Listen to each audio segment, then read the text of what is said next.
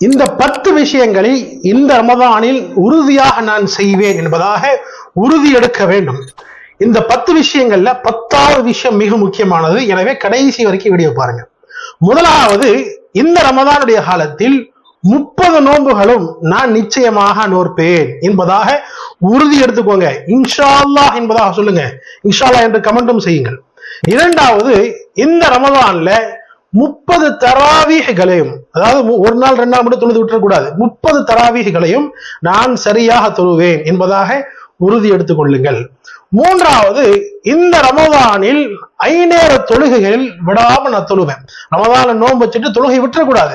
5 நேர தொழுகைகளையும் நான் நிச்சயமாக இந்த ரமதான்ல ஆண்களாக இருந்தால் ஜமாஅத்தோடு பள்ளிவாசலுக்கு சென்று தொழுவேன் என்பதாக உறுதி எடுத்துக் கொள்ளுங்கள். நான்காவதாக, யார் மீது ஜகாத் கடமையாக இருக்கிறதோ அவர்கள் நிச்சயமாக இந்த ரமதான்ல நான் என்னுடைய ஜகாத்தினுடைய கடமையை முடித்து விடுவேன் என்பதாக உறுதி எடுத்துக் கொள்ளுங்கள்.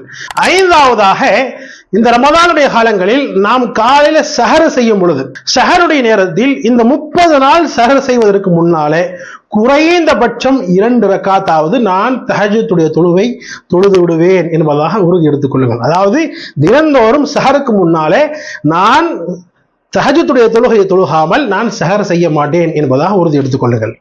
ஆறாவதாக, இந்த ரமதானில் நான் கோபப்பட மாட்டேன். இந்த ரமதான்ல யாரையும் நான் திட்ட மாட்டேன். இந்த ரமதான்ல பாவமான செயல்கள் நோன்பு வைத்துக் கொண்டு நான் செய்யவே மாட்டேன் என்பதாக உறுதி எடுத்துக் கொள்ளுங்கள். இன்ஷா அல்லாஹ் என்று கமெண்ட் செய்யுங்க.